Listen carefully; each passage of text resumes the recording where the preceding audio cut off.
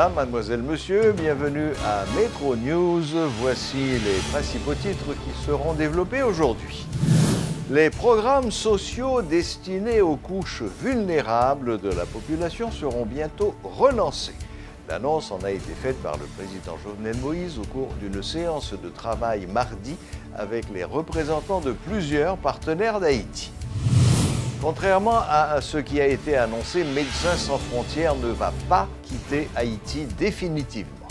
Selon Michel Chouinard, chef de mission à MSF, il s'agira tout simplement de la fermeture graduelle de 2 des 6 projets humanitaires d'urgence mis en place dans le pays après le séisme. Les 12 lauréats du concours de nouvelles organisé par C3 Éditions ont été honorés par l'ambassade de France. La cérémonie a eu lieu en la résidence de l'ambassadeur ce mardi. Métro News vous est apporté par Haytrack, l'esprit bâtisseur, et Inoto SA, concessionnaire des véhicules Toyota. L'huile mobile, c'est qualité et performance qui fait partie de toute activité que nous entreprenons chaque jour dans la vie. Dans le développement de la société, quel que soit le domaine où nous évoluons, l'huile mobile toujours garantit bon fonctionnement moteur, tout appareil, à toute machine. L'IPAB jamais la guerre en route. Et ses partenaires à 100%. L'huile mobile pour moteur, dirait plus longtemps. Chaque continent, chaque pays, chaque route est différente. Derrière chaque virage, une nouvelle aventure vous attend. Toutes les routes nécessitent une attention particulière. C'est pourquoi, achetez votre Toyota chez un distributeur officiel. Vous obtenez un véhicule fabriqué spécifiquement pour votre pays, un service après-vente spécialisé and genuine spare parts that will make your investment and vehicle perform to the maximum.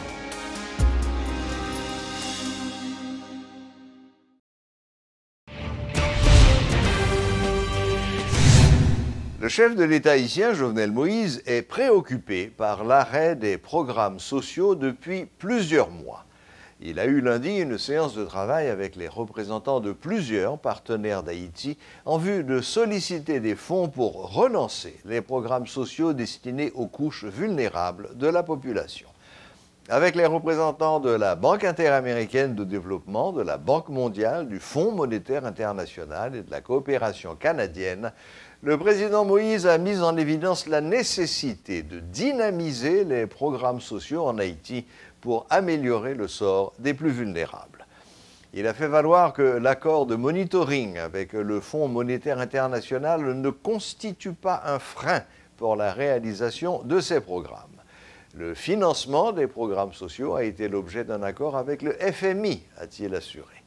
Les programmes mis en œuvre par le FAES devront bénéficier d'un transfert de ressources non décaissées de la BID, de la BID, équivalent à 7 millions de dollars issus des projets d'investissement en exécution.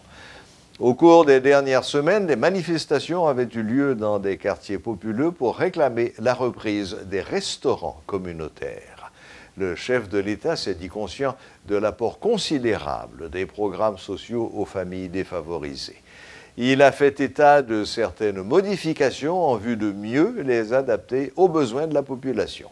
La présidence révèle que les responsables de la BID envisagent de formuler un projet d'investissement dans le domaine de la protection sociale et de la création d'emplois afin de permettre au gouvernement de disposer de ressources suffisantes pour poursuivre les actions visant l'amélioration des conditions de vie des plus vulnérables.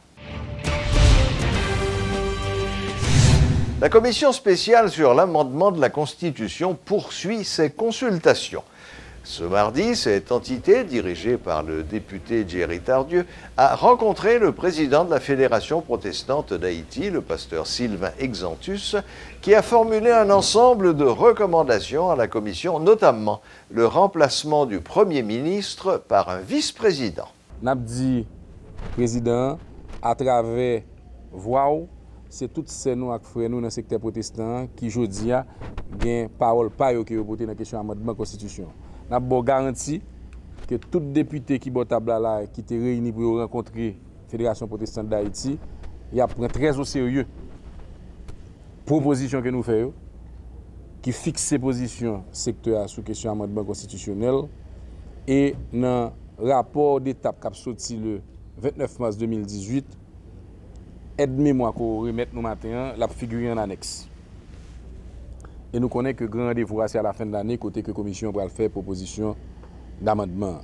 Il faut nous dire que c'est des propositions qui étaient venues à partir d'une journée de travail en plein de la part de commission d'éthique fédération, commission de théologie et commission droits humains et justice et ont été finalement accouché document ça.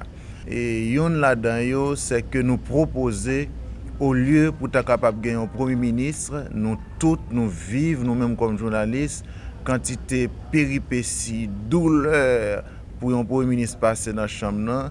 Et ce n'est pas rien que nous rien contre chambre, non, mais nous voyons que le pays a perdu du temps pour choisir un premier ministre. Nous avons proposé un autre régime qui est capable de permettre que le président lui fait campagne avec un vice-président.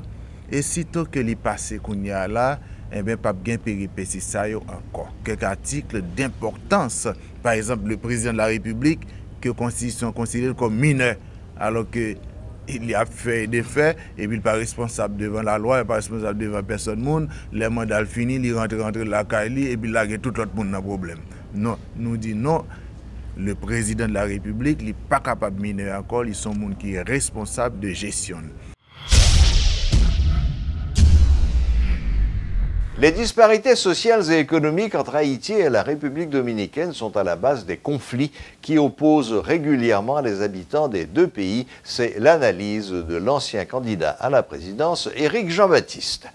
L'homme politique dénonce l'absence de l'État dans les villes frontalières, notamment à Ansapitre. Éric Jean-Baptiste, qui a effectué une visite dans cette commune suite à la tension qui y a régné la semaine écoulée, exige que la lumière soit faite sur certaines rumeurs faisant état de massacres d'Haïtiens à Pedernales. Ça, l'État haïtien a essayé de cacher qui a passé dans Ansapitre là, magistrat Ansapitre là, témoigner côté que M. Diguin un pile haïtien, un pile compatriotes nous qui mourent, que ont assassiné et qui disparaissent. Moun qui dans gare expliquer que jusqu'à maintenant comment il est difficile pour que yo recenser quantité compatriotes qui mourent, que yo ont assassiné parce que jusqu'à maintenant nous-mêmes ici sous bord par nous pas mettre devoir nous au propre pour nous permettre que les compatriotes nous gagnent pièces d'identité. Dans ce cas privé, là, je dis plus particulièrement dans Ansapitre, mais recommandations que nous-mêmes nous pensons qui t'a supposé faire rapidement. Pour là, c'est que faut que l'État haïtien gonfle venni pour faire construction route fond parisien vers Tiot. Haïtiens qui en Ansapitre souvent sont obligés de jamber frontières pour y aller acheter glace parce que l'électricité c'est zéro dans Ansapitre.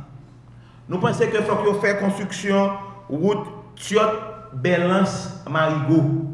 En même temps, il faut que mette campé sous pied port de cabotage qui est capable de permettre que Ansapitre désenclaver et gagner relation avec l'autre ville côtière qui est dans le département sud-est là.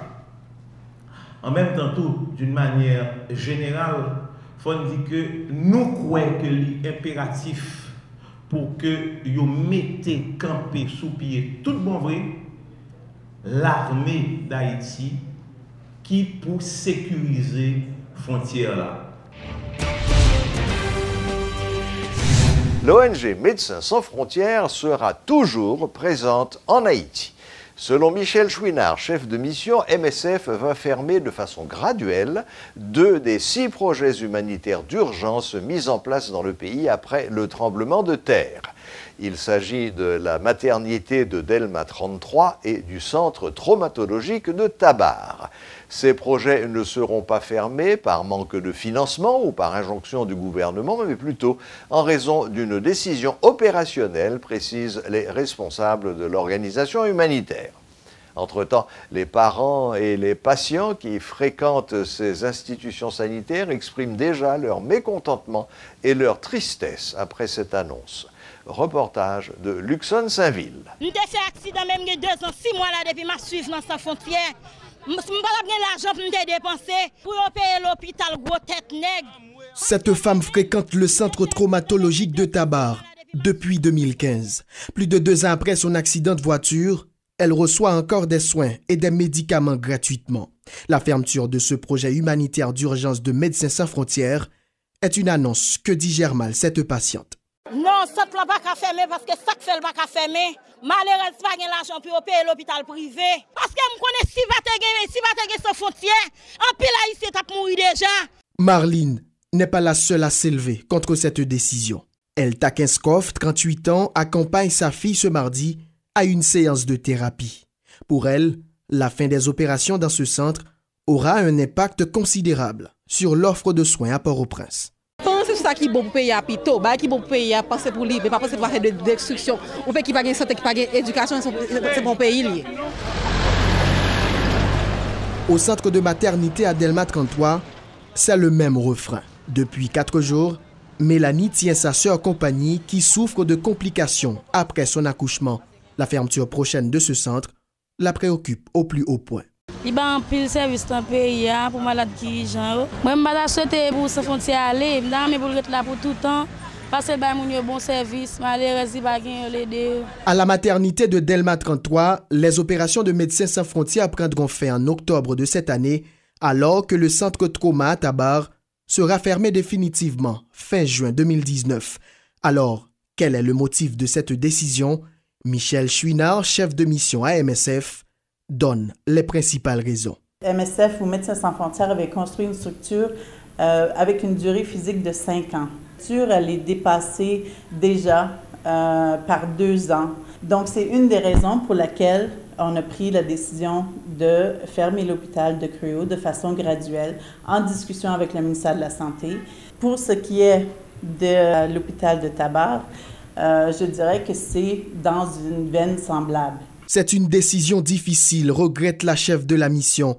Madame Chouinard rassure, MSF ne partira pas et 4 autres projets sont encore présents sur le terrain. Dont le centre d'urgence à Martissant, qui fonctionnait 24/7. Notre clinique prend même sur les violences sexuelles et basée sur le genre aussi à Delma 33. Le projet de Grand Brûlé à Drouillard et aussi un support sur un hôpital à Port-à-Piment depuis l'ouragan Matthew en 2016. Des discussions se poursuivent entre les Médecins sans frontières et le gouvernement haïtien afin d'assurer le suivi des patients.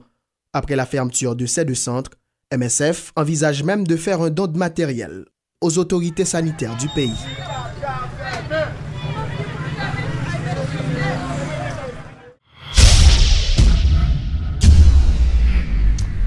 Deux responsables universitaires mettent en garde contre les risques que le secteur de la santé encourt si l'accréditation des facultés de médecine haïtiennes n'est pas renouvelée en 2023. Au cas où rien ne serait fait d'ici là, le docteur Jean-Claude Cadet, doyen de la faculté de médecine de l'HUEH, redoute que les médecins formés en Haïti ne puissent plus exercer à l'étranger. Pour sa part, Jackie Lumarque, recteur de l'université Quisqueya, craint une chute du niveau des compétences des médecins formés dans le pays et fustige l'inaction de l'État qui ne cherche pas à réguler le secteur. Suivez les explications du docteur Jean-Claude Cadet et du professeur Jackie Lumarque. Si on prend une faculté accréditée, on ne peut pas déplacer en pile. C'est-à-dire que, à part que mon est en Haïti, porte États-Unis, porte Canada, porte de l'Europe fermée pour étudier ça. Et je pense que ça constitue un danger parce que de toute façon, si on fait des travaux de recherche très poussés, nous pas encore des capacités pour nous indépendants pour nous faire des travaux de recherche. D'ailleurs, le laboratoire que nous parlons qui fonctionne actuellement, si nous pas de partenariat assez intense avec l'Université de Floride, même laboratoire n'est pas fonctionnel. Et ça fait que l'Université de Floride investit dans la faculté, c'est parce que je connais que nous avons marché vers l'accréditation. La question, ce n'est pas seulement impossibilité pour un étudiant haïtien de poursuivre sa formation à l'étranger ou d'aller pratiquer la médecine à l'étranger. Parce que nous ne pas formons médecins haïtiens pour aller aux États-Unis, Canada. Mais ce qui est plus grave là-dedans, c'est que cette information, ça ne sont pas capable partir encore à l'étranger. Ça veut dire tout. Dans quelles conditions on apprendre médecine là où? Dans quelles conditions on peut pratiquer médecine là où? Donc, son danger national. Quoi. Donc, la question, ce n'est pas par rapport seulement à la possibilité de déplacement, de mobilité. Il sont question de est-ce que les autorités haïtiennes ont garanti qu'un professionnel de santé, qui est médecin, qui est infirmier, gagne suffisamment de compétences pour l'exercer métier de manière efficace, avec la qualité suffisante pour ne pas faire des dégâts dans la population. L'État doit se dire, d'abord, l'ensemble des facultés de médecine accréditées doit être prise en charge par les pouvoirs publics. Et dit ça, c'est un problème de santé publique nationale. Et on a fort poser des questions, et les autres qui ne sont pas accrédités, ou qui t'a formé médecin, ou qui t'a formé infirmière, pour faire quoi dans la rue, avec qui dégâts, qui conséquences, sous santé publique. Autrement dit, l'État a dépensé pour l'améliorer le système de santé national, et puis on admettre que parallèlement, dans le même territoire, il y a des fossoyeurs du site national de santé. Donc, il y a une décision courageuse, difficile sur le plan politique qui doit être prise, mais il faut dire, mais ça m'a fait avec l'école qui n'est pas reconnue par l'État. La pastorale des jeunes de l'archidiocèse de Port-au-Prince organise le 24 mars prochain une journée de sensibilisation sur le thème « Jeunesse unie, pays fleuri » dans le cadre des célébrations de la Journée mondiale de la jeunesse. Une activité qui sera ponctuée par une foire gastronomique, des conférences-débats, des ventes signatures, ainsi que des échanges avec des artistes tels le chanteur Jean-Jean Roosevelt. Journée mondiale de la jeunesse, c'est un jour côté, pas plan demandé à travers le monde pour aider les jeunes à réfléchir sur les valeurs, sur la potentialité qui a fait Torland, Kaiser Salésienne, autour du thème Jeunesse unie, pays fleuri. C'est de longues journées de réflexion, de prière, de détente, de vente signature également, parce qu'il y a bien des ouvrages qui ont l'honneur. Côté, environ 4000 jeunes réunis pour être capables de réfléchir pendant toute journée. Nous avons réfléchi pour comprendre que si vous arrivez à prendre conscience de potentialité, si vous unissez tête, Haïti qui aujourd'hui en état ça capable de transformer dans un laps de temps. Il suffit que les institutions responsables investissent dans les jeunes. Il suffit que les gens qui veulent faire un encadrement le fassent surtout au niveau de la jeunesse pour que les jeunes prennent conscience et avancent. Donc c'est peut-être ça, nous-mêmes au niveau de l'église, nous offrons jeunes journée ça, qui pourra permettre de continuer à prendre conscience de force, de potentialité, pour être capable de faire, pourquoi pas, des merveilles dans la société. Qui finalité journée? Nous voulons que les jeunes prennent conscience que là, ils ne sont pas là seulement pour végéter, mais ils sont capables de prendre conscience de l'existence et apporter à travers l'unité, l'esprit de fraternité, des transformations totales dans toutes facettes de la société. Dans le cadre de la Semaine de la francophonie, l'ambassadeur français en Haïti a honoré ce mardi les 12 lauréats du concours de nouvelles.